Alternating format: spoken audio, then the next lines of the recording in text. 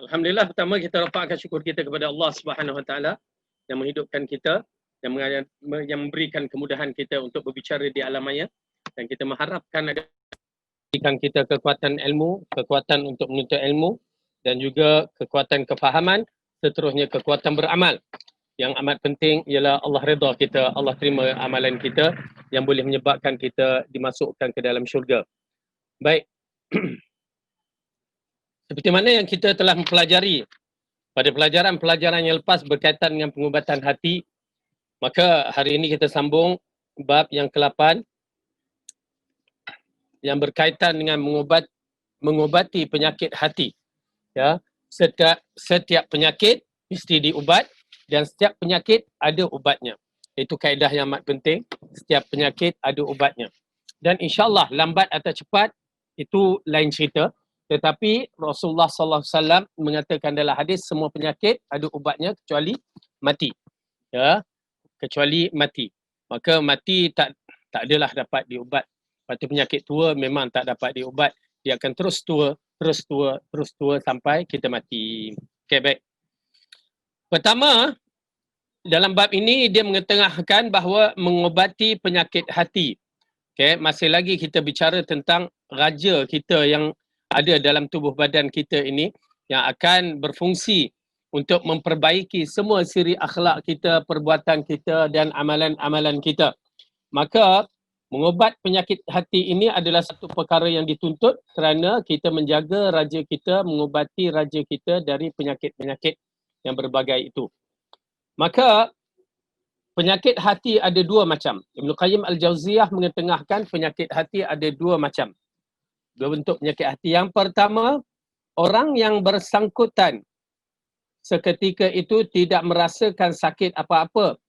Dan inilah jelas penyakit terdahulu seperti penyakit kebodohan, penyakit syubhah dan keraguan serta penyakit syahwat. Okay? Orang yang berhadapan dengan penyakit ini, ya, dia tak rasa apa-apa. Pasal apabila sampai ke muncak hati kita merasa keras, ya, kita tak rasa apa-apa, berat tu. Berat sangat-sangat. Apatah lagi ia dikaitkan dengan perkara ini, ya, yang disebutkan penyakit dahulu seperti penyakit kebodohan, penyakit syubhah dan penyakit keraguan serta penyakit syahwat. Seolah-olah gabungan penyakit ini adalah digabungkan di dalam tiga bentuk dalam satu badan manusia. Ya, tiga bentuk dalam satu badan manusia, penyakit bodoh diletakkan di situ, dia tak tahu ya kedudukan penyakit itu adalah penyakit yang besar. Penyakit syubhah dan keraguan dan penyakit syahwat. Tuan-tuan dan perempuan, bila sampai satu tahap apabila kita berhadapan dengan penyakit-penyakit yang begini, maka kita merasakan ianya perlu ditelitikan dengan sebaik-baik yang mungkin. Kerana apa? Kerana bila seorang itu berhadapan dengan tiga penyakit ini, orang kata tiga serangkai. Apa dia tiga serangkai? Kecil manis, penyakit darah tinggi, sakit jantung. Berbahaya sangat-sangat tu. Ya, berbahaya sangat-sangat tu. Kalau satu pun penyakit kecil manis pun dah kira berbahaya, ini kan pula penyakit yang berbagai-bagai itu. Baik, penyakit hati ini adalah jenis penyakit yang paling besar. Tetapi kerana hati telah rosak, maka ia tidak merasakan sakit apa-apa. Hal ini dikarenakan mabuk, kebodohan, dan hawa nafsu telah menghalanginya dari mengetahui penyakit. Ya, agak menarik dalam bab ini, ya, bila kita menyaksikan di kalangan mereka-mereka yang menghadapi penyakit hati ini, seperti seolah-olah penyakit kencing manis. Ya, penyakit kencing manis ni orang tak merasa. Kalau yang ada penyakit kencing manis, dia tak merasa kaki-kaki dia tu, ya, tak rasa luka-luka yang terkena pada kaki dia. Ui, berat tu ya. Kalau dah sampai tahap macam tu, na'udzubillah min zalik. Sebab kata doktor, bila kita cek kaki, bukan cek, kalau orang yang menghadapi kencing manis tu bukan cek sekadar begitu. Dia kena suruh orang tengok ataupun dia letak cermin nak tengok kaki dia, kerana dia akan hadapi kadang-kadang benda-benda yang dicucuk tidak dirasakan sakit. Paku yang berkarat kena masuk. Ya, kita dengar berbagai-bagai keadaan orang yang menghadapi penyakit kaki tu, kencing manis tu sampai begitu sekali. Begitu juga dalam masalah penyakit hati, ya, bila dia tidak merasakan sakit apa-apa, berarti ianya satu masalah yang besar. Bila dia tidak merasakan sakit pada hati dia dan kesan sakit pada hati itu pada tubuh badannya, maka itu menandakan hati dia telah mati. Hati dia bermasalah. Tetapi ia tidak mempedulikan kerana disebutkan dengan hal lain yang tak ada sangkut paut dengan masalah yang dihadapinya. Okay, disebabkan kelalaian, disebabkan kebodohan, disebabkan hawa nafsu, ya, yang menghalangi dari mengetahui penyakit itu, maka dia pun menjadi lalai tentang masalah penyakit hati. Ibnu Qayyim Al-Jauziyah menerangkan dalam buku ini tentang perincian bagaimana nak menghadapi penyakit hati yang telah rosak ini. Kena belajar, tuan-tuan dan puan-puan, kerana ianya adalah usul pada diri kita. Agama kita banyak bergantung pada akidah kita. Dan akidah itu terletak kepada hati kita. Bagaimanakah pendirian kita terhadap akidah kita? Bagaimana pendirian kita pada manhaj kita? Bagaimana pendirian kita dalam membawa ataupun memegang arahan-arahan Allah, peringatan-peringatan Allah, itu semuanya bergantung kepada hati sebenarnya. Oleh kerana itu, ya, hati itu amat penting dijaga mengikut cara saluran yang betul. Dia tidak boleh, kerana persoalan yang begini rumit, masalah sakit, dia tak boleh macam kita menghadapi penyakit-penyakit biasa ni, kita tak jumpa doktor. Tak boleh. Kita pergi jumpa kepada orang yang tidak mahir dalam bidang pun tak boleh. Kita pergi jumpa bomoh-bomoh pun tak boleh. Kena pergi jumpa kepada orang yang mahir dalam bidang masing-masing. Dan begitu juga dalam masalah penyakit hati, dia kena rujuk kepada orang yang mahir dalam masalah ini. Kerana masalah ini adalah masalah kronik. Masalah kalau rosak hati, rosak iman. Kalau rosak iman, berarti kita berada di lembah yang berbahaya, lembah kekufuran. Na'udzubillah min zalik. Sama ada kita mau memperbetulkan diri kita ataupun tidak. Baik. Inilah jenis penyakit hati yang paling berbahaya dan paling sulit. Yang bisa melakukan pengobatan hanyalah para rasul dan pengikutnya. Mereka lah doktor-doktor dari jenis penyakit ini. Okey. Ibnu Qayyim Al-Jauziyah mengatakan dalam buku ni, ya, inilah jenis penyakit hati yang paling berbahaya dan paling sulit, yang bisa melakukan pengobatannya hanyalah para rasul. Baik. Tuan-tuan dan puan-puan, kita telah membicarakan masalah agama ini mesti dirujukkan kepada Rasulullah SAW semata-mata. Ya, kenapa wahyu hanya turun kepada Rasulullah? Dia tak turun kepada sesiapa. Abu Bakar, Umar, Osman. Ya, tak turun kepada imam-imam, Imam Malik, Imam Syafi'i, Imam Ahmad Hanbal, ya, Imam Abu Hanifah, tak. Dia turun kepada Rasulullah, maka Rasulullah sahaja yang memahami bagaimana nak mengubati hati-hati manusia ini. Dan hati persoalan tersembunyi yang sukar difahami melainkan melalui wahyu-wahyu Allah. Ya, oleh kerana itu orang-orang yang berhadapan dengan masalah penyakit hati, dia tidak boleh mengambil jalan-jalan yang lain. Dia mesti rujuk kepada hadis-hadis Rasulullah SAW. Apatah lagi hadis-hadis itu jika ianya merupakan hadis-hadis yang sahih.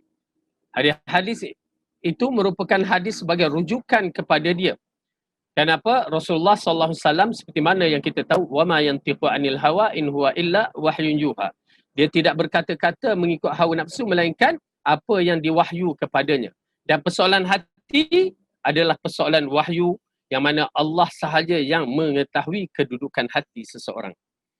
Maka Rasulullah lah kita unggulkan, orang yang pertama.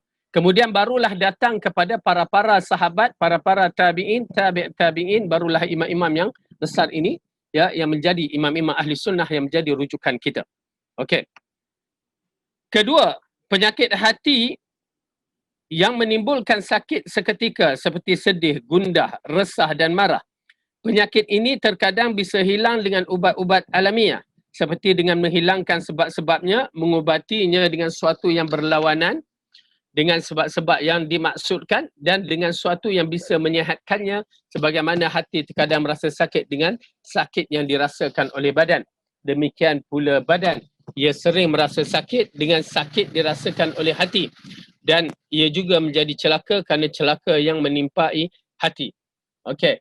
Adapun penyakit hati yang kedua pula, dia berkonsepkan seperti sedih, gundah, resah dan marah, dia berkaitannya kadang-kadang perasaan.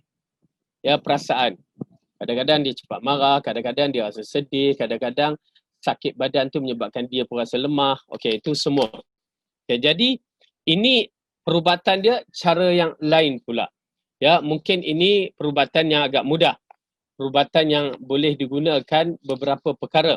Okey, seperti nasihat ataupun seperti perubatan-perubatan melalui yang diketengahkan. Sama ada perubatan tradisional yang betul, yang tidak mengelanggar syarak ataupun perubatan moden.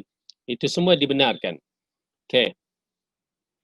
Seperti yang dikatakan, beberapa penyakit hati bisa dihilangkan dengan ubat-ubat alamiah. Ubat-ubat alamiah ni ialah yang disebutkan ubat-ubat yang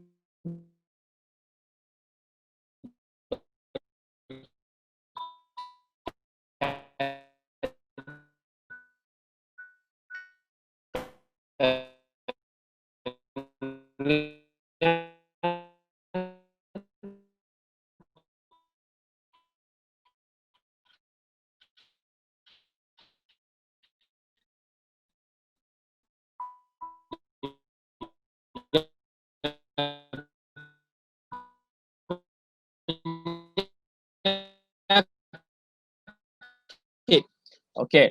Jadi bila dengan berhadapan akan menjadi masalah. Kemudian kecuali dengan obat imaniah. Alamiah ni maksudnya alam, penyakit yang senang. Tetapi penyakit kecuali ubat imaniah mendapat celaka dan seisbatkan ubatan-ubatan yang mampu melawannya. Jika ia menggunakan ubatan-ubatan tersebut, maka penyakit itu sembuh. Baik, ini yang disebutkan penyakit rohani, penyakit iman, ya, yang bakal menentukan kedudukan syurga ataupun neraka seseorang. Ya, oleh kerana itu tuan-tuan dan puan-puan, kalaulah penyakit badaniah ini, badan kita ni sakit-sakit, kita memerlukan ubat untuk memastikan kesihatan kita di dunia. Seharusnya ubat yang paling penting dalam siri penyakit ini, dalaman hati kita, adalah penyakit ubatan imaniah. Kenapa? Dia akan menentukan bukan sihat di dunia, tetapi menyebabkan kita boleh masuk ke syurga ataupun tidak. Ya, oleh kerana itu kedudukan perubatan itu amat penting. Baik. Oleh kerana dikatakannya dia telah sembuh dari marahnya, jika musuh hati sedang menguasai maka hal itu akan menyakitkannya, dan jika ia membelah maka hatinya akan sembuh. Ya. Ini satu perumpamaannya. Dia telah sembuh dari marahnya, dah hilang marahnya. Tapi jika musuh hati sedang menguasai maka hal itu akan menyakitkannya, dan jika ia membelah maka hatinya akan sembuh. Dengan arti kata lain, kalau benda tu dah dah hilang, maka dia tidak menjadi masalah. Ya, inilah perubatannya. Maka di sinilah Allah mengatakan dalam Al-Quran, dalam surah At-Taubah ayat 14 dan 15. Buka surah At-Taubah, siapa yang ada Al-Quran di depan sana.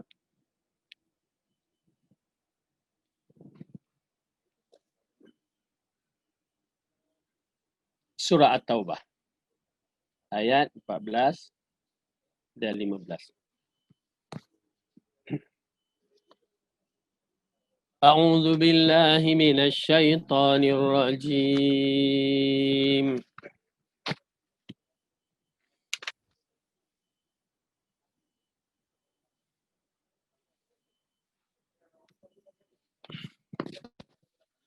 قاتلوهم يعذبهم الله بأيديكم ويخزهم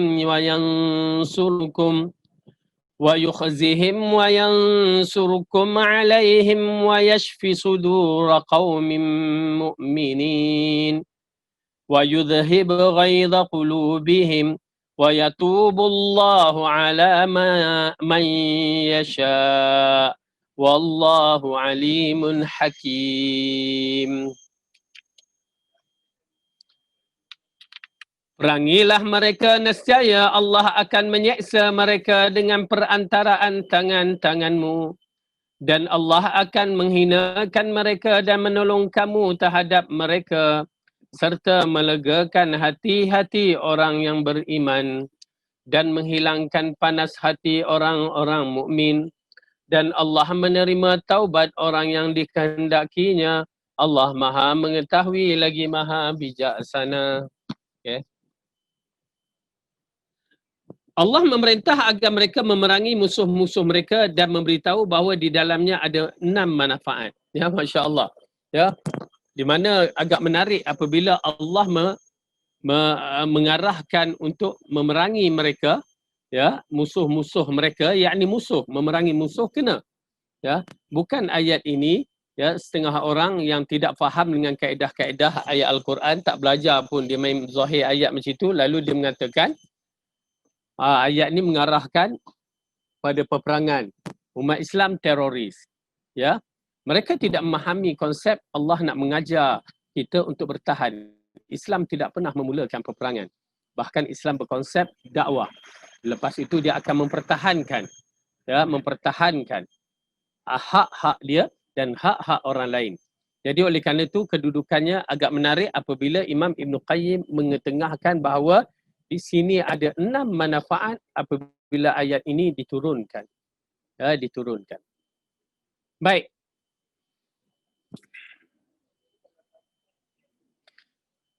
Apakah 6 manfaat itu? Ya, kita tengok kepada siapa yang ada dalam ni nota kaki dia. Ya.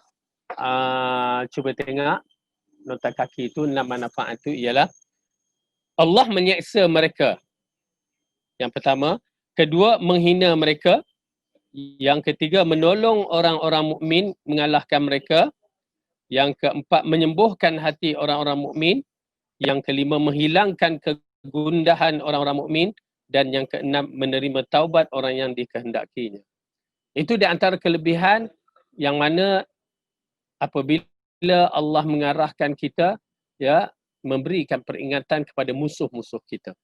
Ya, memberikan peringatan kepada musuh-musuh kita. Tapi ya, itu semua berlaku dengan kefahaman para ulama. Bukan main kita je nak buat. Kenapa dia berkaitan dengan peperangan.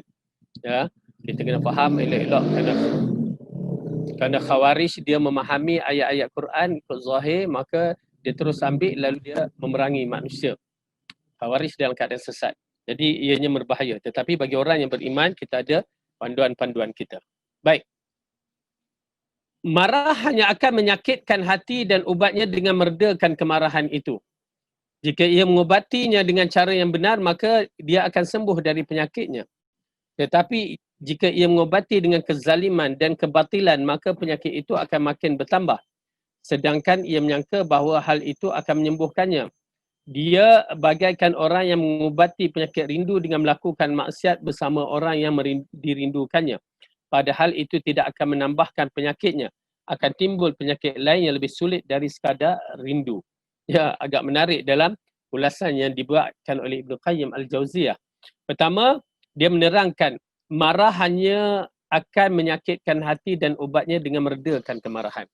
Okey, sifat kemarahan tu memang ada pada manusia. Tetapi bagaimana nak disalurkan diambil kira.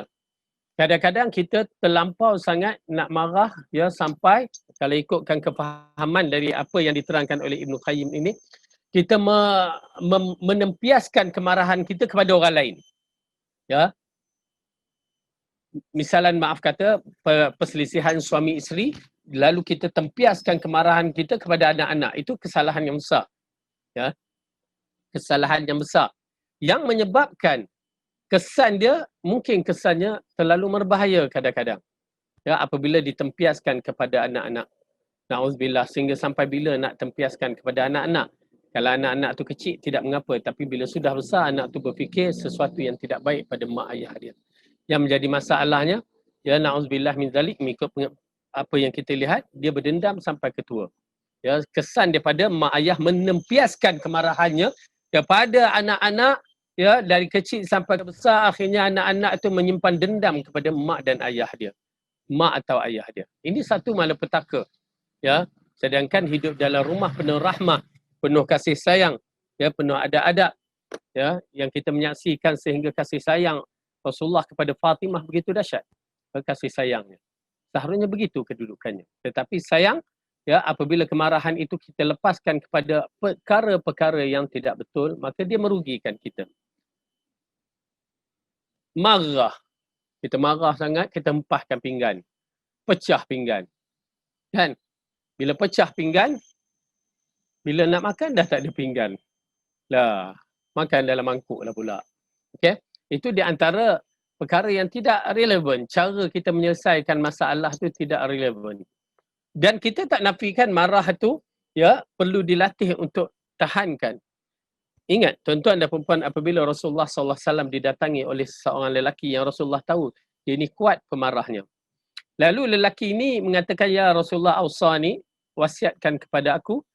Lalu Rasulullah mengatakan, la taghdab, la taghdab, la taghdab. Jangan marah, jangan marah, jangan marah. Ya.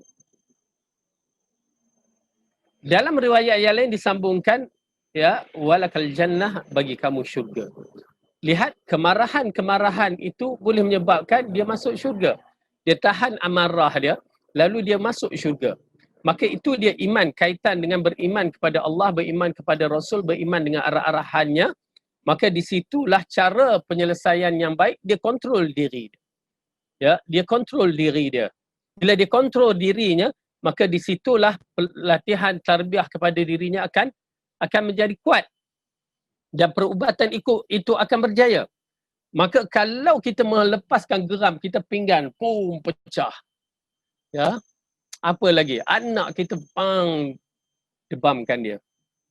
Akhirnya kita melihat risiko yang lain akan timbul. Ya, bila cara penyelesaiannya salah, maka dia akan timbul masalah yang lain. Sebab kata Ibn Qayyim Al-Jauziyah dikaitkan pada ayat yang bawah tadi, apa dia? Seperti nak menghilangkan penyakit rindu. Ya, penyakit rindu. Alah, rindunya sangat kepada tunang dia kan. Na'udzubillah min zalik, berlakulah satu perkara, dia terlampau rindu, lalu dia nak melepaskan rindu, jumpa dan akhirnya melakukan maksiat.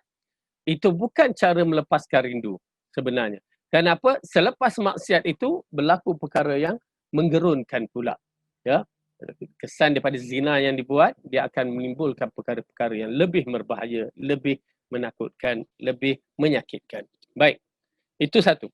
Kemudian kegundahan, kegelisahan dan kesedihan juga merupakan penyakit hati. Okay, tadi marah, penyakit hati. Ini kegundahan, kegelisahan dan kesedihan.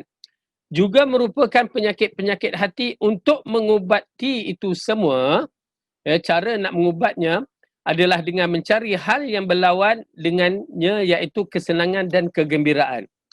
Jika hal itu diubati dengan benar, maka hati akan menjadi sembuh dan sehat dari penyakit. Dan jika diubati dengan yang batil, maka penyakit itu akan tetap bersembunyi dan menyelinap.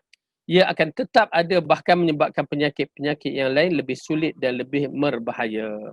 Baik, dengan arti kata lain, yang dimaksudkan ini, bahawa kegundahan, kegelisahan dan kesedihan itu di antara penyakit yang boleh diubatkan.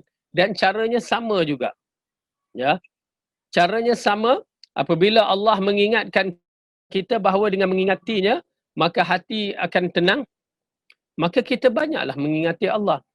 Seutamanya memang Al-Quran itu adalah jalan terbaik untuk menyelesaikan masalah ketenangan jiwa sebenarnya. Terutamanya dalam memahami ayat-ayat Al-Quran. Okay, kalau kita faham ayat Al-Quran, kita dengar tadabbur ayat Al-Quran dengan cara baik, ya, betul lah hati kita akan tenang. Ya, dia akan menghilangkan segala bentuk kegundahan, kegelisahan dan kesedihan. Apabila kita redha dengan ketetapan Allah, hati akan tenang. Maka itu juga memberikan kesan yang baik dalam jiwa kita.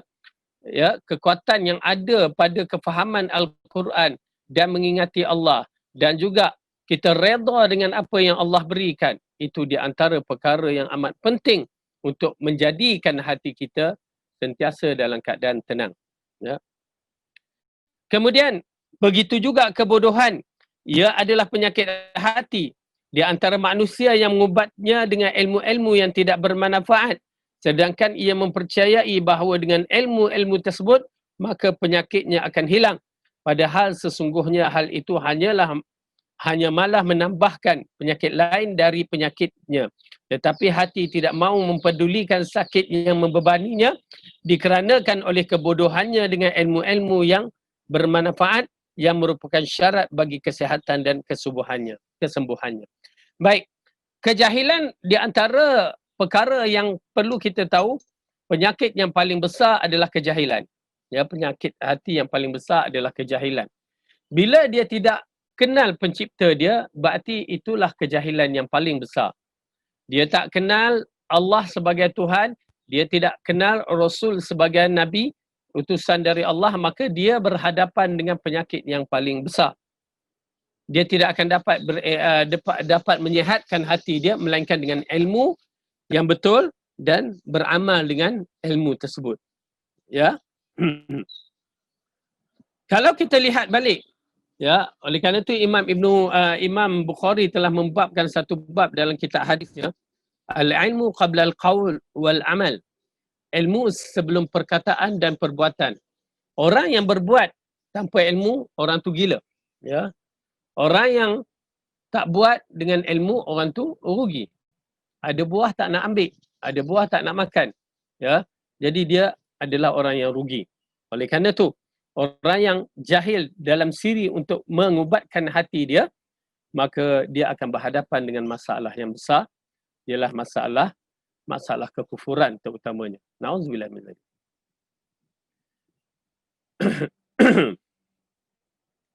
Seorang yang berhadapan dengan penyakit hati, dia tidak boleh berubat dengan ubatan yang bukan perubatan hati. Ini kes datang, ya, nak ubat penyakit kencing manis. Dia bagi ubat darah tinggi. Tak jadi. Ya, apa hal aku ni sakit je. Orang yang berhadapan dengan penyakit, dia mesti ikut guideline ataupun arahan-arahan yang diberikan. Apa yang kamu perlu buat, apa yang perlu buat. Ya, bukan main, okey, kamu ni ada sakit kencing manis ke, sakit darah tinggi, nah ambil ubat ni kamu makan ikut suka hati kamu. Tak boleh. Dia ada syarat-syaratnya. Kan semua, terutamanya kesihatan ini berkaitan dengan nyawa, perlu mendapat peraturan yang jelas. Apatah lagi berkaitan dengan kesihatan hati menentukan kedudukan kita syurga ataupun neraka. Saya teringat dalam kisah ni, ya, seorang telefon, Ustaz, ni kan nak baca ruqyah lah. Kita pun dah tak berapa nak buat sangat, ya, tapi dia minta kita pun tanya apa masalah dia ni. Haji ni dia dah tak tentu arah je. Dia nampak macam hayal cakap dah pelik-pelik apa semua. Saya kata dah pergi jumpa doktor ke apa? Dah. Ya. Sebelum ni dah jumpa dah doktor. Okey, tak apa. Tapi bila kena baru 2-3 hari ni. Oh, rupa dia jumpa doktor bab lain. Okey, tak apa. Baik. Lepas tu tanya lagi. Dia ada apa-apa ke yang tersilap makan ke apa? Rasa tak ada, Ustaz. Okey, tak apa. Okey, apa yang selalu dia bercakap? Dia merepek-repek, Ustaz. Merepek-repek. Okey, tak apa. Lagi apa dia buat? Kita tanya satu persatu. Okay. Lepas tu, macam ni Kak. Ya. Dia ada penyakit apa? Darah tinggi. Ada penyakit, bukan darah tinggi je, ada 1-2. Kak, cuba Kak perhatikan nanti dulu ya. Kak jumpa doktor balik, ya. Cek beberapa perkara, ya. Saya takut berkaitan dengan masalah ubat, kan. Dia dah fikir rasukan. Kita fikir ubat, kan. Jadi, baiklah Ustaz, nanti saya tengok. Selang 2 hari tu dia call balik. Terima kasih Ustaz. Apa dia? Rupanya suami saya tu terlebih dos makan ubat. Tu dia. Lebih dos makan ubat hayal. Macam orang isap dadah tu kan. Jadi okey kan, saya kata bukan semua. Oleh kerana tu tuan-tuan dan perempuan, kadang-kadang bila orang bagi dia ni kena rasuk ke kenapa, bukan semua kena sebenarnya. Ya, tetapi kesilapan berlaku begitulah di antara keadaan-keadaan. Begitu juga seorang hamba Allah tu, ya. Dia ni makan ubat kencing manis, ikut suka dia kan. Ikut suka dia. Ikut, ingat, tapi yalah, mungkin dia dah mula lupa tu, dia tak ingat dia main makan macam nasi agaknya. Keluar darah ikut hidung. Dia asalnya tak mau pergi klinik. Ya, tak mau pergi klinik. Lepas tu, bila dah pergi klinik tu, dibagi ubat kencing manis tu, mula-mula dia kontrol, jaga. Agak mungkinlah dah sampai usia terlupa tu, dia pergi makan je, ikut suka dia. Waktu ni makan, lepas tu makan banyak mana, wallahu a'lam. Keluar darah. Keluar darah. Apa kenanya, aku dah nak mati ke apa ke. Aku nak jumpa doktor, aku nak pergi klinik. Asalnya tak nak pergi klinik. Tapi bila dah saat begitu, dia nak pergi klinik. Kita tak boleh tawakal sahaja. Kita kena juga berusaha. Ambul kan. Okey, bawa lah ke klinik. Bila bawa klinik, doktor tengok-tengok. Okey, macam ni. Siapa yang kontrol makan ubat ubat dia tak ada siapa. Okey. Anak dia, puan kontrol ubat dia, bagi makan begini waktu dia. Jaga. Ya, jaga makan dia dan bagi ubat tahan darah dulu. Alhamdulillah. Ya, mula-mula dulu seminggu dia berdarah je hidung, sekarang alhamdulillah yang saya tahu dah 3 bulan dah tak berdarah hidung dah. Doktor kata okey, salah makan ubat. Okey, jadi ini di antara perkara yang agak menarik tuan-tuan dan puan-puan. Walaupun kita ni dalam siri perubatan di dalam urusan dunia, ya, kita kena jaga, tak boleh ikut suka hati kita, ikut arahan doktor. Ya. Ini kan pula perubatan akhirat yang berkaitan dengan hati yang akan menentukan kedudukan akidah kita betul ke tidak, ya, sifat mazmumah kita, sifat mahmudah kita bagaimana, semua tu kena ambil berkaitan dengan orang yang betul-betul pakar, mengikut arahan-arahan dia.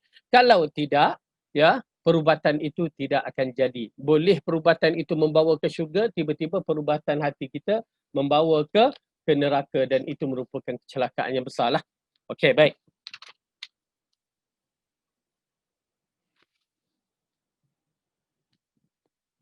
Rasulullah SAW bersabda, ya, ini berkaitan dengan masalah perubatan kebodohan yang menyebabkan hati kita sakit ni. Ya. Rasulullah SAW bersabda tentang orang yang berfatwa dengan kebodohan sehingga menjerumuskan orang-orang yang meminta kepadanya. Okey, berkaitan, itu yang saya katakan, kebodohan ini adalah penyakit. Bila kita meminta perubatan itu, meminta fatwa untuk menyihatkan kita kepada orang yang salah, akhirnya perubatan yang dibagikan kepada perubatan yang buta. Perubatan yang membawa kepada kita buta hati dan kita mengenali yang salah itu adalah benar, yang benar itu adalah salah. Beratlah. Ya, bila sampai tahap kita tak boleh membezakan antara sunnah dengan punah. Kita tak dapat membezakan antara ahli sunnah wal jamaah dengan ahlu bid'ah. Kita tidak dapat membezakan antara perubatan yang diajarkan oleh Rasulullah SAW, cara mengubati hati dengan cara yang betul. Kita pergi mengambil cara perubatan hati dengan cara yang salah, akhirnya menyebabkan hati kita mati. Okey, di sinilah Rasulullah SAW yang memarah kepada seorang sahabat yang telah mengubatkan, memberi fatwa cara tak betul, ya, akhirnya orang tu mati. Orang tu kecederaan dalam peperangan. Dia tidak boleh kena air. Tiba-tiba dia berhadapan dengan janabah. Lalu dikatakan kamu kena mandi juga. Sedangkan kita ada kaedah-kaedah, ya, yang mana tayamum akan menyelesaikan masalah. Kalau orang tu dah tak boleh kena air, kenapa nak bersusah payah? Gunakanlah tayamum. Ataupun berwuduk had mana yang boleh, lepas tu yang lain tu dia masah ala pada tempat yang terkena tu. Sapu. Ya. Simple je. Tetapi bila orang tu mengeluarkan fatwa yang salah, lalu orang yang sakit itu, yang cedera itu mati. Lalu Rasulullah mengatakan kepadanya, qataluhu qatalahumullahu alla sa'alu idh lam ya'lamu fa innama shifa'ul 'ain su'al. Mereka telah membunuh orang tersebut. Nampak tak? Membunuh orang tersebut. Semoga Allah membunuh mereka. Nampak? Subhanallah. Ya. Kenapa begitu sekali doa Nabi Rasulullah SAW kepada perbuatan yang mereka lakukan? Siapa mereka itu? Jahil. Orang-orang yang jahil. Kerana lepas tu kita lihat.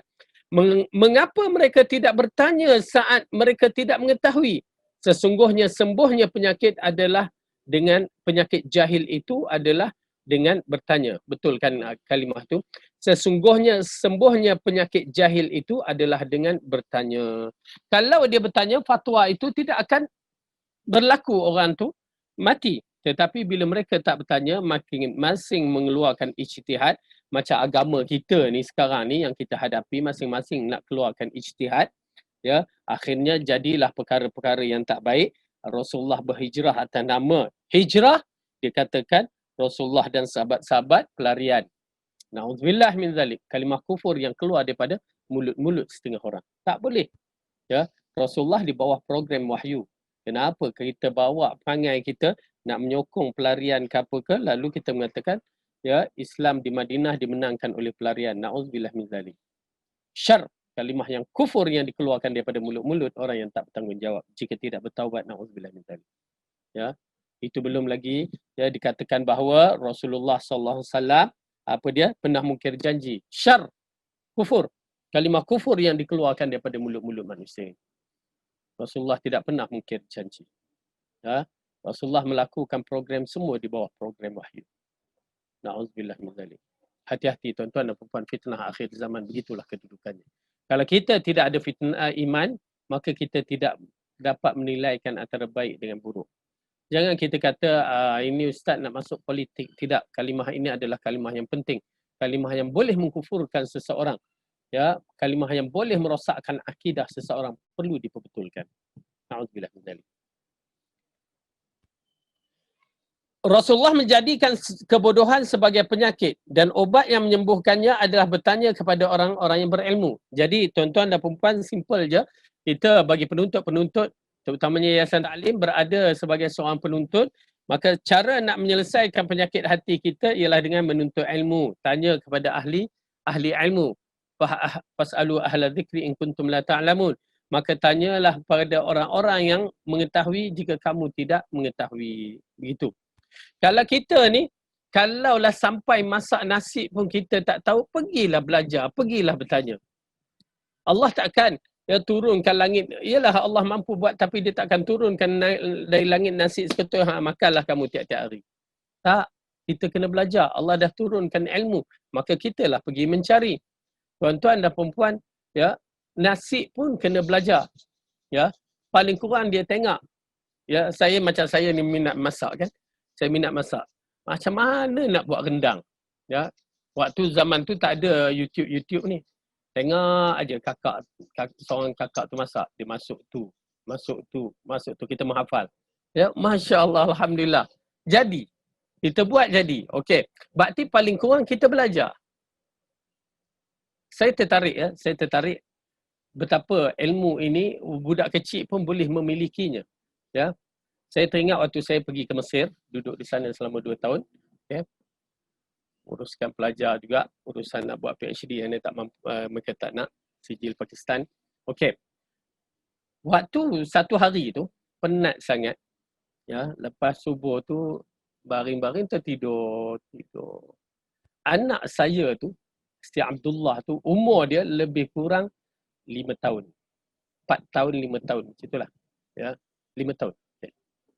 Ya, 5 tahun. Dia kerja, ayah lapar, nak makan, kan? Okey, Sat, kita sambil pejam mata. Sat, sekejap ayah rehat kejap je. Kejap orang yang tidur ni, ya, dia rasa kejap kan, ya? Setengah jam tu, sejam kadang-kadang. Tak percaya, tuan-tuan boleh buat. Ya, pukul 4 pagi bangun, okey, kejap, pejam mata. Tengok, pukul 5 dah. Sikit lagi, pejam mata pukul 6. Kecap.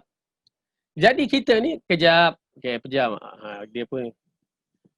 Lepas tu dia datang lagi. Tak tahu berapa lama, lepas tu datang, ayah nak makan. Okey, sekejap Sekejap, pejam mata lagi. Lepas tu, dia datang lagi. Ayah, jom makan. Jom makan? Tadi nak makan, tiba-tiba yang ketiga kerja, jom makan. Makan apa? Makan nasi.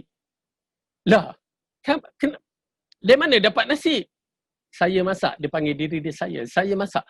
Masak, dengar tu terkejut, kita meremang bulu rumah. Yalah, budak 5 tahun dalam keadaan dapur tarap kat hidung dia. Ya, dapur tu tinggi hidung dia. Maksudnya, pasang api, letak periuk, tu kedudukannya atas daripada muka dia. Subhanallah, saya berdegup jantung kita dengar. Lepas tu tanya, macam mana kamu masak? Rupanya memang saya minat masak, selalu saya masak. Ya, bila saya masak nasi, kadang-kadang mereka datang nak tengok. Okey, ayah nak tengok masak. Okey, duduk, tengok. Rupanya dia tengok saya masak nasi. Ya. Dia tengok macam mana ayah masak nasi, awak buat. Pertama saya tengok ayah buat basuh beras, okey, basuh beras, tuan 2-3 kali, okey. Lepas tu masukkan air, sukatan dia selalu ayah tunjuk jari hak ni kan. Kan ini orang-orang kampung lah. Saya dapat ilmu daripada mak saya kan. Bila seorang tu nak sukat nasi dalam periuk tu, beras dalam periuk, dia ambil ni had dia, okey. Air mesti had sampai kat sini. Ya. Atas beras tu, okey. Jangan bawa beras, atas beras tu air sini. Dan insya-Allah nasi akan jadi cantik. La ilaha illallah. Lepas tu saya pun pasang api, letak sampai dia blup blup blup. Dia tak reti nak sebut mengelegak pada waktu tu. Blup blup blup blup. Ya. Saya perlahankan api, ya, dan nak kering saya tutup. Jadi nasi kita makan jadi, la ilaha illallah. Budak-budak pun nampak tak dengan ilmu dia tengok kita, dia dapat ilmu, menghilangkan kejahilan dia masak nasi. Alhamdulillah, ya, amalan soleh saya dia sudut masak nasi, anak ni mewarisi sampai anak cucu dia. Pahala akan dapat. Pahala masak nasi. Itu belum pahala kita yang mengajar dia solat, mengajar Quran, mengajar Fatihah, anak cucu dia tu akan diwarisi, insya-Allah kita akan dapat pahala. Tuan-tuan dan puan-puan, ini dia kedudukan ilmu sebenarnya. Ilmu kena belajar. Oleh kerana tu, ya, untuk menghilangkan kejahilan dengan menuntut ilmu. Untuk menghilangkan kejahilan dengan menuntut ilmu. Itu je cara dia. Baik. Rasulullah SAW jadikan kebodohan sebagai penyakit hati, penyakit, dan obat yang menyembuhkannya adalah bertanya kepada orang yang berilmu. Begitu juga orang yang ragu dan bingung, hatinya akan merasa sakit sampai ia mendapatkan ilmu dan keyakinan. Kerana keraguan telah membuat hati menjadi panas, sehingga orang mendapatkan keyakinan dikatakan kepadanya hatinya sejuk, dan ia mendapatkan keyakinan yang membuatnya sejuk. Seseorang itu akan merasa sempit dengan kebodohan dan kesesatan dari jalan kebenaran. Sebaliknya seseorang akan merasa lapang dengan petunjuk dan ilmu. Itu memang tabiat ilmu yang akan menyelesaikan masalah banyak benda. Tuan-tuan dan perempuan, kalau tuan-tuan dan perempuan ada masalah, apa juga masalah, terjun kepada bidang masalah-masalah tersebut. Ya, pergilah kepada masalah-masalah tersebut. Kalau ada masalah-masalah nak baik motor, okey, pergi kepada ahli dia. Jangan pergi kepada Ustaz Fadil. Mana reti baik motor? Ya, beli motor boleh lah. Bawa motor berapa kali aksiden. Okey. Begitu juga kalau kita masalah dalam bab kesihatan, pergi jumpa bidangnya, doktor. Kalau masalah rumah, pergi jumpa tukangnya. Begitu juga dalam masalah agama. Ingat, para ustaz dia hanya terjunkan bidang dia dari sudut agama. Ya, dia bukanlah tahu pada semua benda. Memang kejahilan tu akan berlaku kepada semua makhluk Allah yang bernama manusia. Dia pakar dalam satu bidang, dia jahil dalam satu bidang. Bagilah saya, ya, okey. Bagilah saya berkaitan dengan motor kereta. Memang saya tak pandai, tahu sikit-sikit. Bagilah saya berkaitan dengan masak kek. Saya tak pandai, tapi masakan lain tu dalam bentuk tu bolehlah, kata orang. Ya, terutamanya kalau nak masak Bombay biryani tu, insya-Allah itu boleh. Alhamdulillah, nikmat Allah bagi. Itu pun belajar juga, tengok orang tu buat, belajar, alhamdulillah. Ya. Maksudnya kita boleh masak di sudut tu, tapi dari sudut masak kek tak pandai. Masak biryani lain tak pandai. Okey? Begitu juga kalau kita berhadapan dengan masalah-masalah, ya.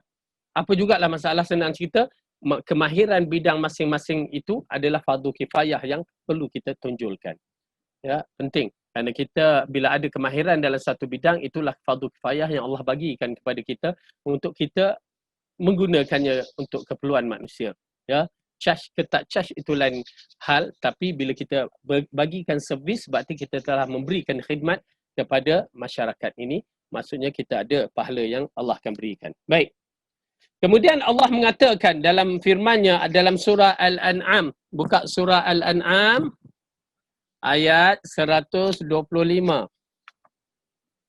Surah yang ke-6, juzuk yang ke-8.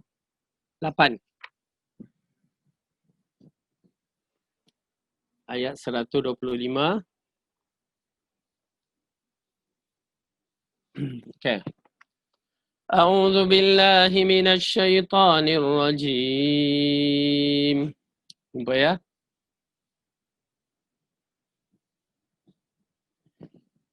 فمن يرد الله أن يهديه يشرح صدره للإسلام ومن يرد أن يضله يجعل صدره ضيقا حرجا كأنما يصعد في السماء كذلك يجعل الله الرجس على الذين لا يؤمنون. Okay. Baik. Sesiapa yang Allah menghendaki untuk memberikan kepadanya petunjuk, nescaya dia melapangkan dadanya untuk Islam. Dan barang siapa yang dikehendaki Allah kesesatan, nescaya Allah menjadikan dadanya sesak lagi sempit, seolah-olah ia sedang mendaki ke langit. Begitulah Allah menimpakan seksaan kepada orang yang tidak beriman. Okey. Jadi dalam ayat ini seolah-olah orang yang tidak mendapat petunjuk Allah ni dia akan merasa sempit dalam kehidupannya. Okey. Kesimpulannya adalah di antara penyakit hati ada yang hilang dengan obat-obatan alamiah, obat-obatan sakit, tetapi ada pula di antaranya tidak dapat hilang kecuali dengan obat-obatan syariat dan iman. Hati memiliki kehidupan dan kematian, sakit dan sihat. Dan itulah suatu yang paling agung yang dimiliki oleh badan. Wallahu billahi taufiq. Wabillahi taufiq. Baik. Jadi dalam perkara ini Ibnu Qayyim Al-Jauziyah mengupaskan ulasan dia yang terakhir, bahawa hati ini ya boleh dihilangkan dengan ubat-ubatan biasa penyakit dia, dan juga yang kedua ubatan-ubatan syariat dan iman. Syariat dan iman maksudnya kita kena mengikut ajaran-ajaran Islam, maka baru selamat. Kalau kita tak ikut ajaran Islam, maka ianya tidak akan selamat. Kita tak akan dapat menyelesaikan masalah hati kita dengan baik. Ya, minta pertolongan Allah dalam bab ini. Jadi secara kasarnya tajuk yang dibahaskan berkaitan dengan pengobatan hati, kita dah jumpa penyakit hati ada dua macam. Pertama, penyakit yang boleh diubat dengan ubatan biasa. Yang kedua, penyakit yang mesti diubat dengan cara syariat yang Allah tetapkan. Ya, cara syariat yang Allah tetapkan. Kalau tidak, ya habis kita. Okey. Itu pertama, pengobatan hati. Mengobat penyakit hati. Yang kedua, Al-Quran menyimpan berbagai ubatan hati, bukan sebagai ubatan hati saja, bahkan seluruh perubatan ya yang lain daripada hati pun telah diterangkan secara kasar. Ya, secara kasar. Baik.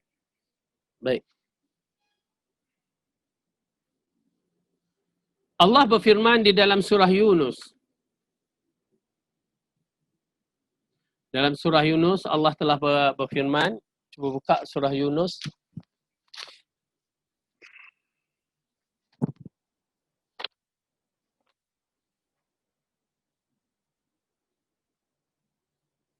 Jumpa? Okey, surah yang ke-11, surah yang ke-10. Juzuk yang ke-11. Ayat 57.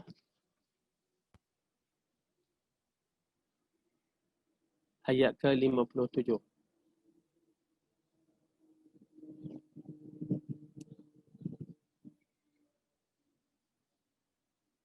Jumpa? A'udzu billahi minasy syaithanir rajim. Ya ayyuhan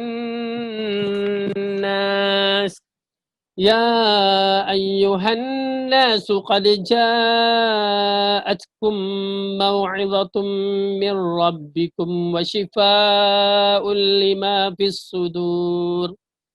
وشفاء لما في الصدور وهدى ورحمة للمؤمنين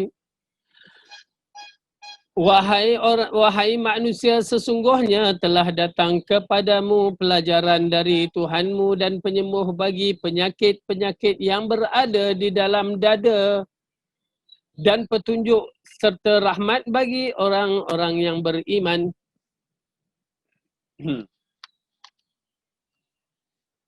Ayat ini menceritakan bahawa bagaimana Allah telah menerangkan kepada kita tentang satu perubatan telah diturunkan untuk mengubat hati-hati kita. Fi sudur, yakni di dalam dada kita ataupun yang disebutkan hati-hati kita. Ini di antara perubatan yang menarik. Ya, di antara perubatan yang menarik berkaitan masalah rohani dan jasmani. Ya, Al-Quran dia menyelesaikan masalah. Selain itu dalam ayat adalah hadis tahajud tengah malam itu dia akan menghilangkan kepanasan di hati. Ya, di dada-dada kita. Jadi amat penting bagi mereka yang menghadapi penyakit-penyakit yang kronik seperti itu, masalah dalaman, rujuk kepada Allah, terutamanya 1/3 akhir malam. Ya, dia boleh rujuk. Jadi Allah mengatakan, hai manusia, satu lafaz diberikan kepada manusia. Ini sifat rahmat Allah. Ya, Allah masih menyayangi manusia ini, dibagikan sebagai peringatan supaya kita berfikir, buat, ya, ambillah cara yang betul. Kerana itu bila sampai ayat Quran mengatakan ya ayuhan nas kulu mimma fil ardi halalan. Allah kata wahai manusia, bukan kepada orang mukmin dia, tapi hatta orang kafir ke orang jahat-jahat makhluk sekalipun yang dinamakan manusia, Allah kata kulu fil ardi halalan tayyiba. Makanlah di muka bumi ini sesuatu yang halal dan tayyib, yang baik. Nampak tak? Allah menyayangi kita, menyayangi makhluknya, manusia. Dilafazkan umum semua makhluk-makhluknya. Okey. Begitu juga dalam bab ini, apabila Allah mengatakan hai manusia, sesungguhnya telah datang kepadamu pelajaran dari Tuhanmu dan penyembuh penyakit bagi penyakit-penyakit yang berada di dalam dada-dadamu dan petunjuk serta rahmat bagi orang yang beriman. Ini merupakan perubatan di antara perubatan yang terbaik. Kemudian Allah berfirman dalam surah Al-Isra ayat 82. Cuba buka surah Isra ayat 82. Surah yang ke-17, juzuk yang ke-15, ayat 82. Jumpa?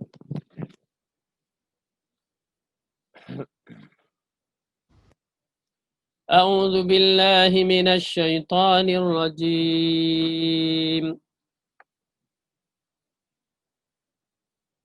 Wa nunazzilu minal Qur'ani ma huwa shifaa'un wa rahmatun lil mu'minin wa la yazidudz zalimina illa khasara. Dan kami turunkan dari Al-Quran suatu yang menjadi penawar dan rahmat bagi orang-orang yang beriman, dan Al-Quran itu tidaklah menambah kepada orang-orang yang zalim selain dari kerugian. Ya. Jadi dengan arti kata lain, orang yang beriman sahaja mampu untuk memahami Al-Quran dengan cara yang betul. Orang lain tak mampu. Ya. Dengan arti kata lain juga, Al-Quran pada orang yang beriman dia menjadi syifa, perubatan di antara siri perubatan. Pasal kalau kita baca Al-Quran, orang yang sakit itu pertama sekali mesti rujuk kepada Al-Quran. Tidak dinafikan tuan-tuan dan perempuan, kalau bermulanya kita ini sakit, yang pertama sekali kita kembali kepada Allah, istirja' pada Allah dan banyakkan bertaubat, kerana taubat itu adalah perubatan yang pertama. Kembali kepada Allah dan bertaubat adalah perubatan pertama sekali untuk mengislahkan kedudukan kita. Ya. Lepas tu baru datang step-step yang lain. Sebelumnya telah disampaikan bahawa penyakit hati ada dua, iaitu penyakit syubhah, yang kedua penyakit syahwat. Al-Quran adalah penyembuh dari dua penyakit ini, syubhah dan syahwat. Al-Quran sahaja yang mampu menyembuhnya, lain tak boleh. Ya, bawa perubatan doktor pun tak boleh. Okay? Hanya perubatan Al-Quran dan al-hadis sahaja. Okey. Satu, Al-Quran menyembuh penyakit syubhah. Bagaimana yang dikatakan penyakit syubhah itu hilang? Ya, baik. Al-Quran menyembuh penyakit syubhah. Dalam Al-Quran terdapat penjelasan dan bukti-bukti nyata yang menerangkan tentang hal yang benar dan yang batil. Maka menjadi hilanglah penyakit-penyakit syubhah yang merosak ilmu.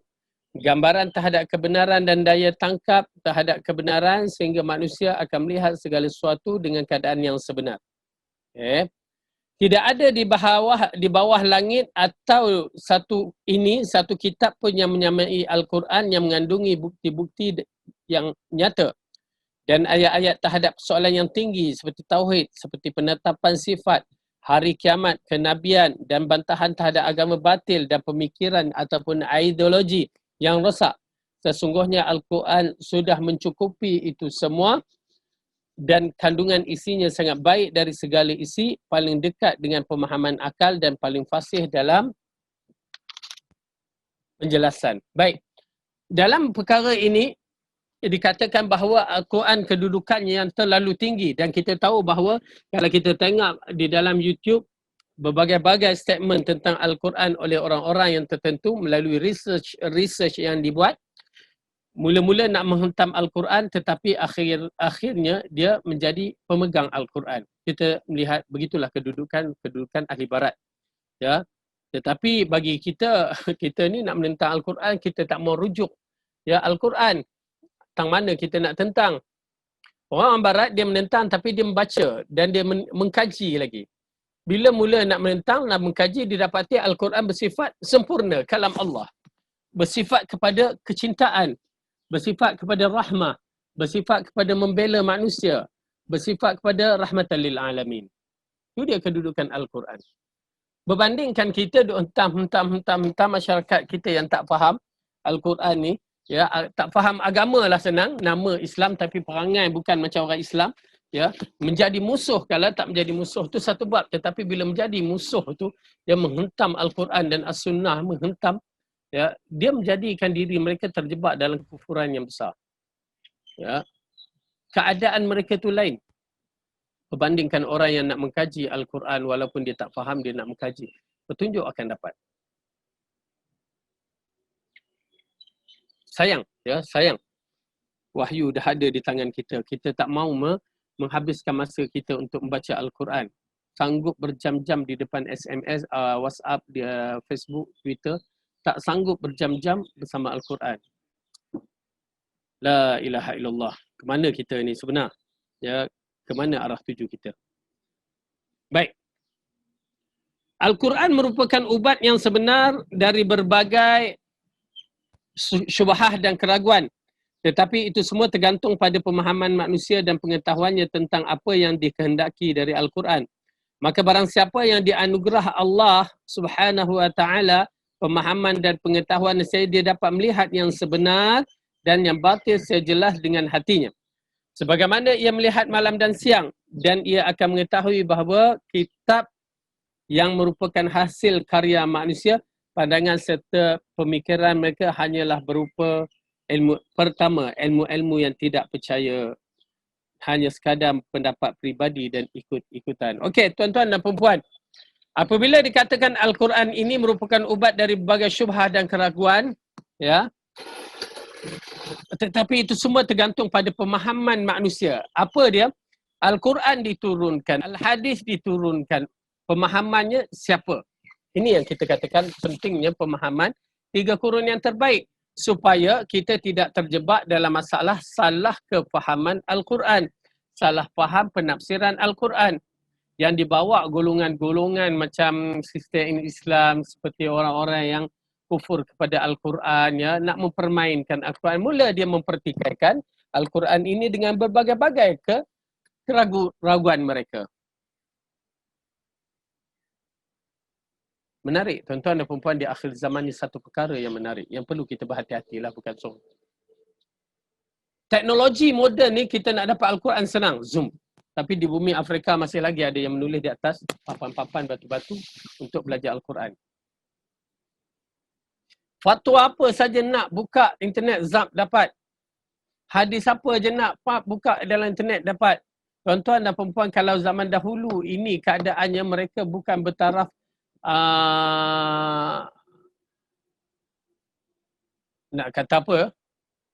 Kerana mereka menuntut ilmu dalam perjalanannya saja dah makan beberapa bulan di situ sahaja. Lepas tu duduk dengan menghafal ilmu-ilmunya yang sampai kalau tekan dalam komputer, tekan mencari maklumat, ulama ni boleh menyebutkan hadis itu, komputer pun kalah. Dahsyat, tuan-tuan dan perempuan, dahsyat keilmuan mereka. Dengan teknologi yang ada ni, teknologi yang tak memerlukan kita berjalan jauh, seharusnya kita mampu menjadi ulama yang unggul, mampu untuk menghafal hadis-hadis yang mereka tak pernah menghafalnya. Ya, maksudnya setengah ulama dia menghafal hadis ni, itu yang muncul sanad hadis riwayat Bukhari, riwayat Muslim, riwayat gini-gini. Subhanallah, Maha Suci Allah. Kita berada di zaman ilmu di atas jari, bukan di atas otak kita. Itulah jadi masalahnya.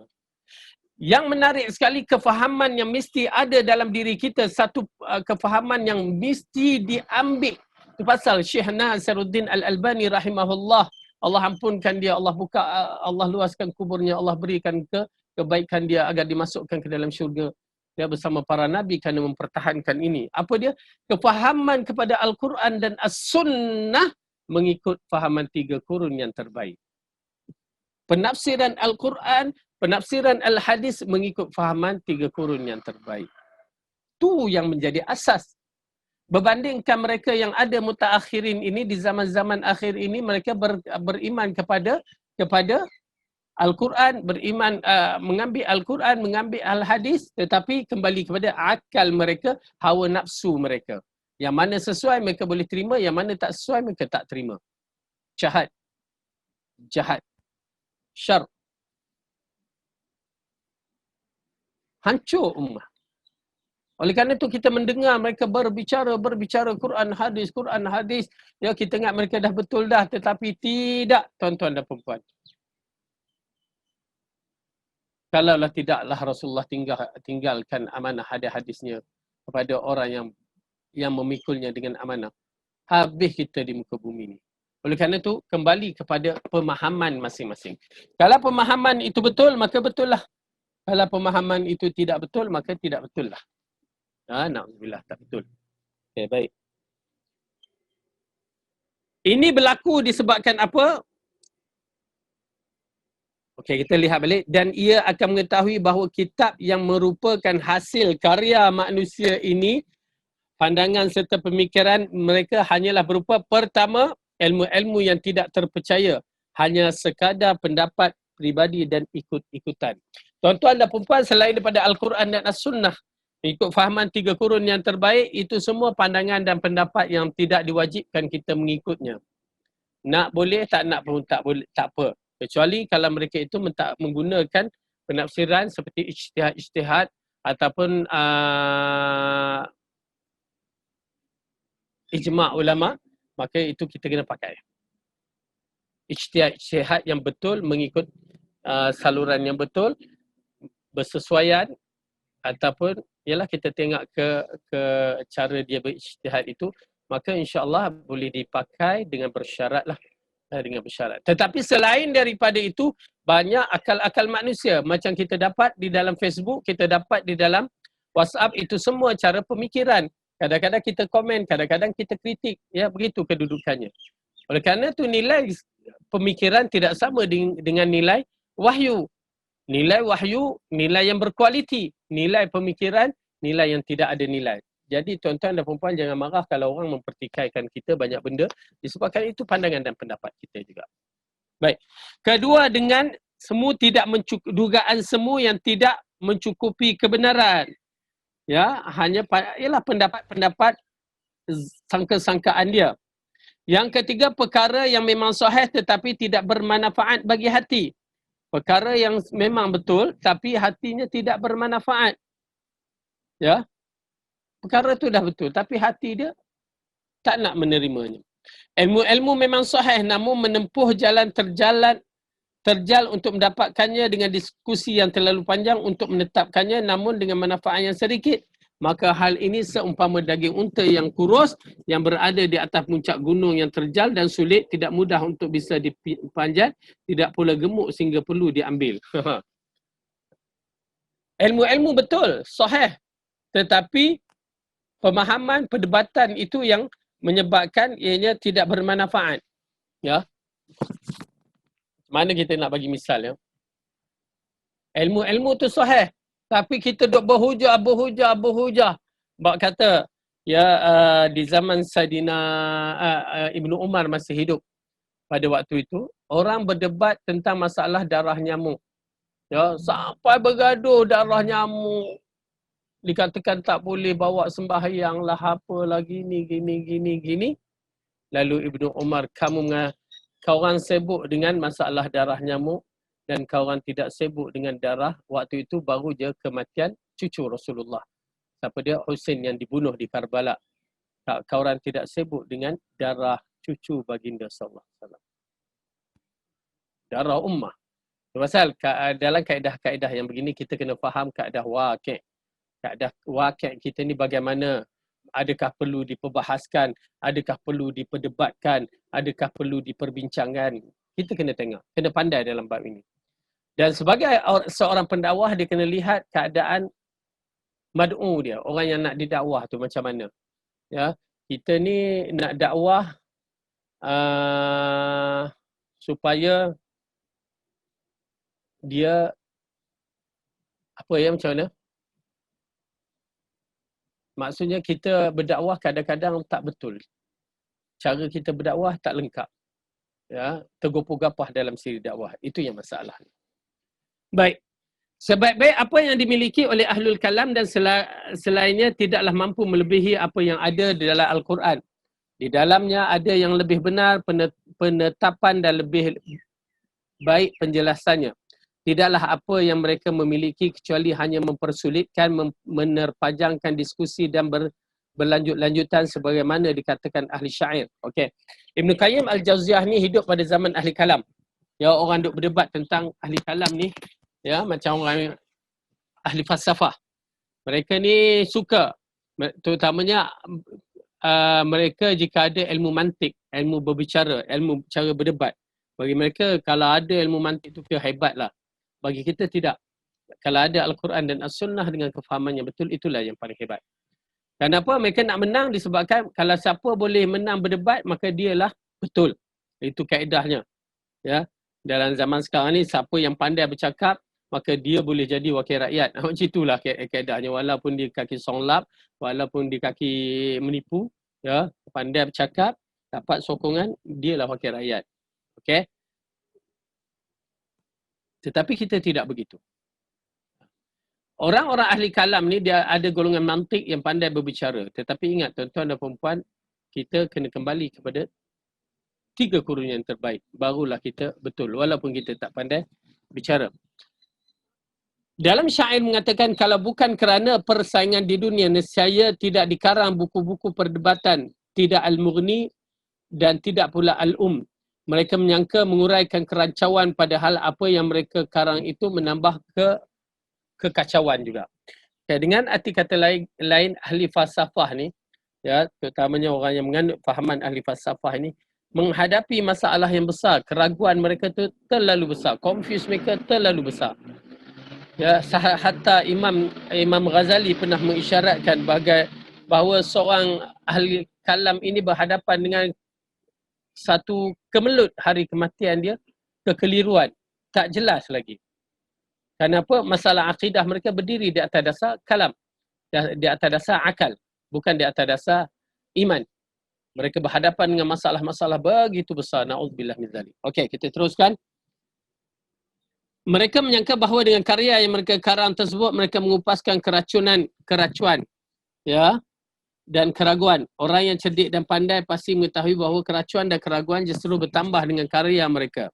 Suatu hal yang mustahil jika kesembuhan hidayah, ilmu dan keyakinan tidak dapatkan dari Al-Quran, Kitabullah dan Sunnah Rasulnya, namun bisa dapatkan dari ucapan orang yang bingung, bimbang dan ragu padahal mereka dikhabarkan oleh orang yang telah sampai pada hujung kepala fikiran di mana ia berkata. Okey, ini di antara ucapan-ucapan yang diberikan oleh Imam Fakhruddin Ar-Razi. Ya, Fakhruddin Ar-Razi ini di antara imam-imam yang masyhur tentang berkaitan dengan ilmu kalam. Ya.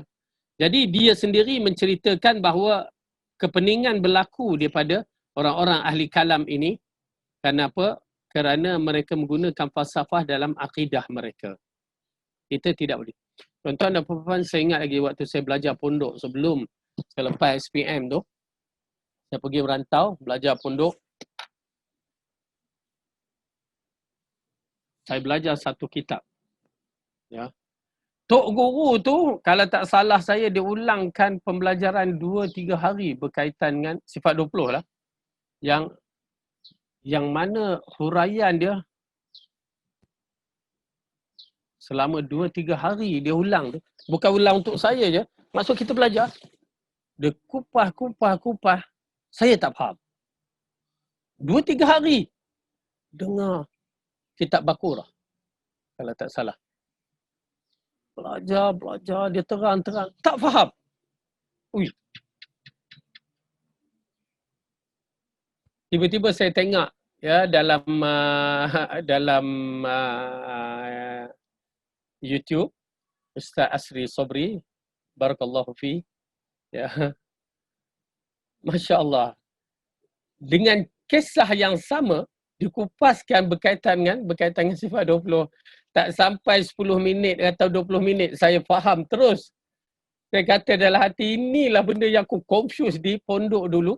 Ustaz Asri Sobri hanya terang berapa minit saja, clear. Ya, clear. Tak ada apa asapnya yang menghalang dari pemahaman. La ilaha illallah. Nampak tak? Bila orang yang faham Quran dan Sunnah menerangkan hakikat tersebut, ya, jelas. Kenapa? Dia tidak menggunakan falsafah. Tetapi bila orang gunakan falsafah, tak situ yang pening tu. Ya. Contohnya, jatuh. Tang mana jatuh? Tang situ dah pening kepala. Dari atas ke bawah, kalau ikutkan jatuh. Tak, bagi mereka tidak. Yang dikatakan jatuh bukan atas ke bawah. Pula dah. Ya, dikupaskan. Ya, kalau ikutkan, peninglah. Saya teringat, ya, alhamdulillah. Ya, Ustaz Asri Sobri dia terang zat. Saya tergelak sendiri saya. Kerana kita teringat kisah kita belajar dulu. Okey, baik. Oleh kerana itu tuan-tuan dan puan-puan, tinggalkan falsafah. Ujung dari petualangan logika adalah belenggu dan kebanyakan usaha para makhluk adalah kesesatan. Ya, kesudahan ahli falsafah ni dia membelenggukan diri mereka dan terus tersesat. Roh-roh kita dalam ketakutan terhadap jasad-jasad kita dan hasil dari dunia kita adalah gangguan dan bencana. Tidaklah kita mengambil faedah dari perbahasan-perbahasan kita sepanjang umur selain kita mengumpul di dalamnya ucapan dan kata-katanya. Ya, ini di antara perkara yang penting. Kalau kita banyak nak berdebat, hanya tinggal perkataan, bukan lagi datang ilmiahnya. Ya, bukan datang ilmunya. Bercakap, berdebat, bahas, akhirnya dia tidak datangkan ilmu yang bermanfaat. Jika kita bersama dengan ahli kalam lah. Baik, sesungguhnya saya telah menggenggam mengangan-angan sebagai metod-metod ahli kalam dan kerangka berfikir para filosof, ahli falsafah. Saya tidak melihat mereka bisa mengobati penyakit dan bisa menghilangkan dahaga. Saya hanya melihat bahawa metod yang paling dekat dengan kebenaran adalah Al-Quran. Okey, Ibn Qayyim Al-Jawziyah. Kenapa Ibn Qayyim Al-Jawziyah boleh berbicara cukup hebatlah dalam bab Sufism ni? Kerana dia pernah terjebak dalam menganut kefahaman Sufism. Ya, Ibn Qayyim terkenal, ya, orang yang pernah menganut fahaman Sufism.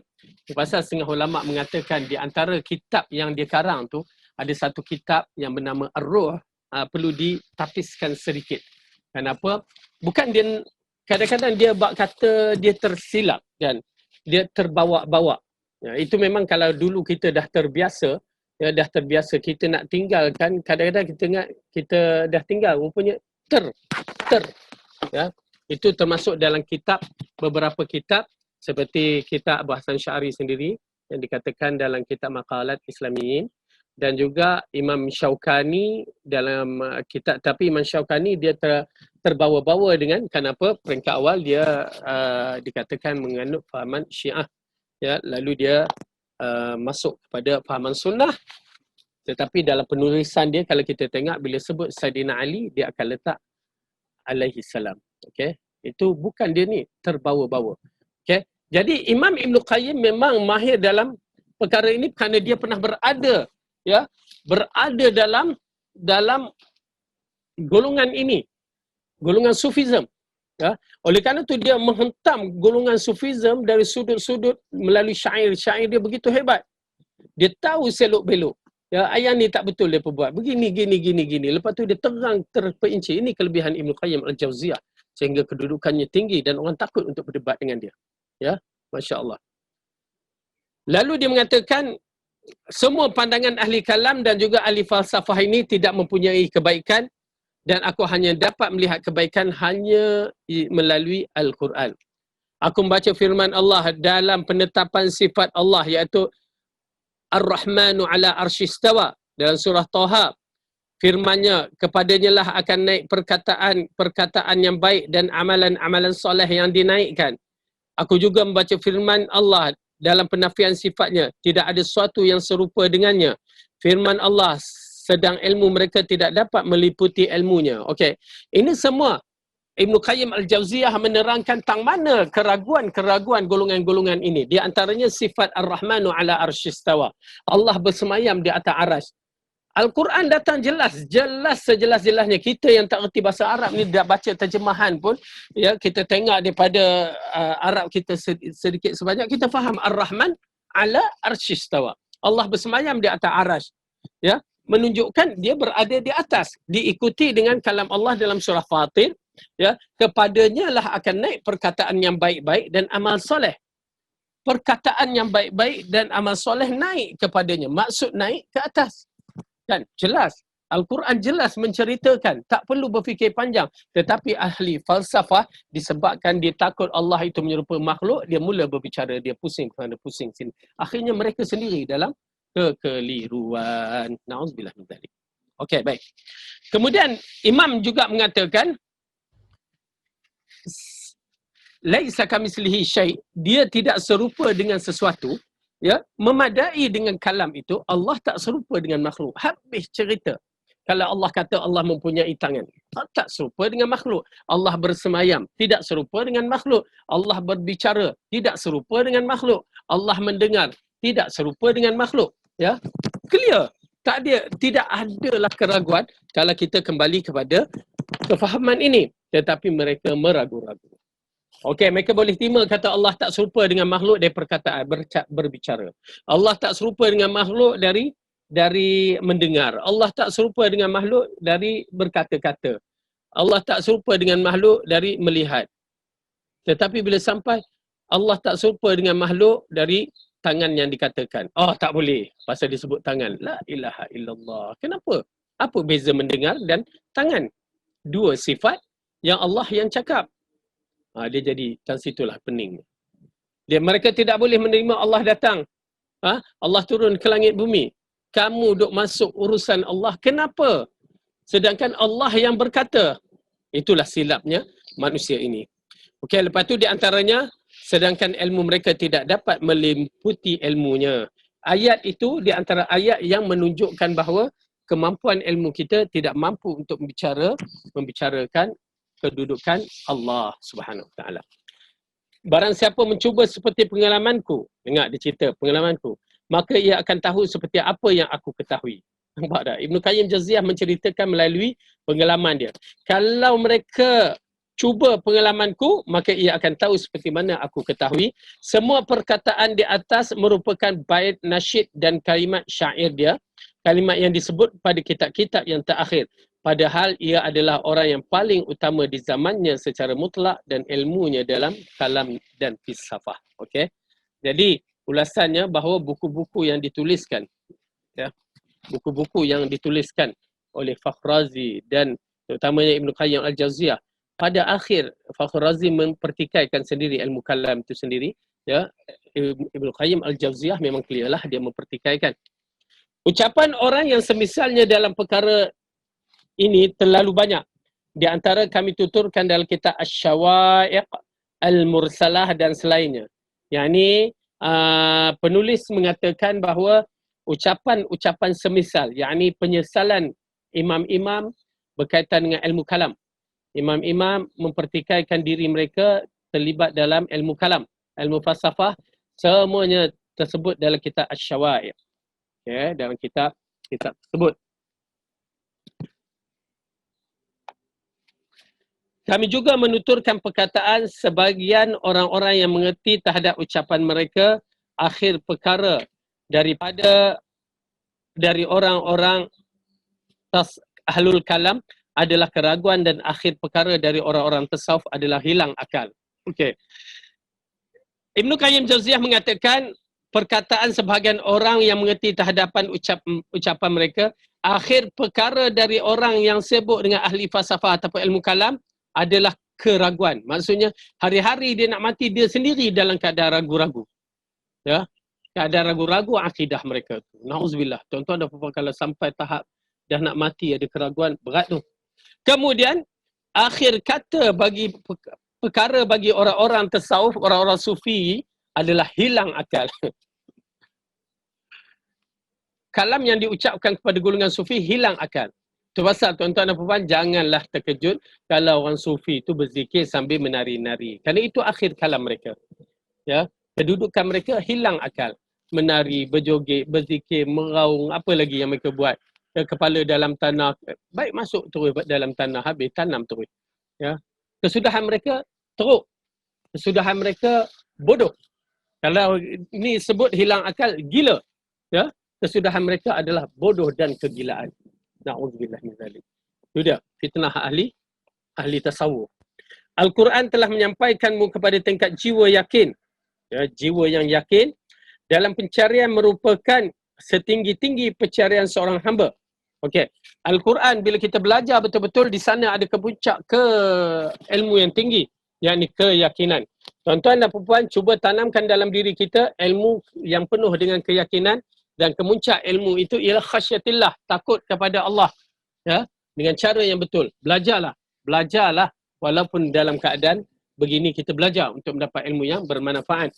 Oleh kerananya Al-Quran diturunkan oleh zat yang berbicara dengan menggunakannya dan dia menjadikan sebagai obat terhadap penyakit yang ada di dalam dada, petunjuk dan rahmat bagi orang-orang yang beriman. Jadi dengan Al-Quran ini Allah berikan ubat kepada kita untuk menjaga diri kita, ya, untuk mengelakkan dari berbagai penyakit, tetapi jika kita ini beriman. Okey. Kita habiskan yang ni, tajuk yang ni, kenapa tinggal sikit lagi. Yang kedua, Al-Quran menyembuh penyakit syahwat. Al-Quran menjadikan obat bagi penyakit-penyakit syahwat kerana dalam Al-Quran terdapat satu, al-hikmah, yakni pelajaran yang baik. Dua, mau'izatul hasanah, peringatan yang baik yang merupakan dorongan ancaman mengajak berzuhud di dunia dan menginginkan syurga. Yang ketiga, perumpamaan dan kisah-kisah dalamnya dan terdapat berbagai-bagai jenis pelajaran dan ilmu. Okey. Jadi dia mengubat penyakit syahwat. Okey. Dia mengubatkan penyakit syahwat. Dengan arti kata lain, kenapa dia mengandungi tiga perkara: hikmah, mau'izatul hasanah, perumpamaan. Jadi kita tengok apakah Ibnu Qayyim terangkan. Hati yang selamat akan bersemangat ketika melihat semua itu merupakan perkara yang bermanfaat baginya. Ya, betul. Kita bila tengok benda tu baik, kita sukalah. Kena pula benda tu kalau boleh mendatangkan faedah, percuma pula tu. Lagilah kita suka. Ya. Baik di dunia maupun di akhirat, dan ia akan benci kepada semua hal yang membahaya sehingga hati menjadi cinta terhadap petunjuk dan benci kesesatan. Kalau benda tu tak baik, kita pun tak nak. Durian mangkor, kita pun tak nak. Ikan busuk, kita pun tak nak. Itu tabiat, hakikat manusia. Tetapi kenapa bila Allah sebut syurga, kita tak nak? Allah sebut syurga, Allahu Akbar, azan kita buat dek lagi. Dengan cerita Korea kita tu tak habis-habis. Ya, masak pun tak dan. Masak lantaklah tak dan. Tetapi kalau buat solat, jangan begitu. Ya, hati kita bermasalah kalau begitu. Okey. Al-Quran menghilangkan penyakit-penyakit yang mengarahkan pada keinginan yang merosakkan. Al-Quran akan memperbaiki hati sehingga keinginan menjadi baik dan hati kembali kepada fitrahnya seperti sedia kala, dan menjadi baik juga perbuatan dan juga yang menjadi pilihannya dan upayanya. Sebagaimana badan akan kembali sehat dan baik kepada kondisinya secara alami, dengan demikian hati menjadi tidak menerima selain kebenaran, sebagaimana anak kecil tidak menerima selain dari susu, dikatakan oleh sebuah syair. Okey, jadi kalau Al-Quran ini dah membersihkan hati, tabiat hati ini dia akan kembalikan kepada fitrah. Yang ni nak kepada kebaikan, nak kepada kebaikan. Ni dia hati. Ya. Asal fitrah hati bersih. Yang disebutkan dalam hadis yang maksudnya anak-anak itu dilahirkan di atas dasar fitrah. Kita ni dilahirkan di atas dasar fitrah. Maka fitrah ini akan wujud. Tapi kita yang mengingkarkan fitrah tersebut. Kita yang tak nakkan fitrah tersebut. Itu je puncanya. Maka bila hati itu dah menjadi kembali kepada fitrah, dia akan bersih. Dia tak nak melainkan bersih. Ya. Kalau benda yang kualiti, kalau kita bawa kepada suatu company yang tak kualiti, dia akan tolak. Kalau suatu company itu dia keluarkan barang, dia nakkan kualiti, dia bagi kepada kualiti, kerana itu permintaan yang betul. Orang suka. Bila benda tu tak kualiti, dia reject. Dia nak jaga nama dia. Begitu juga hati. Bila dia dah berkualiti, dia tak boleh nak terima benda yang tidak berkualiti. Ya. Jika dia menerima, berarti dia seolah-olah mengguriskan hati dia dengan pisau yang akan merosakkan semua hati-hati.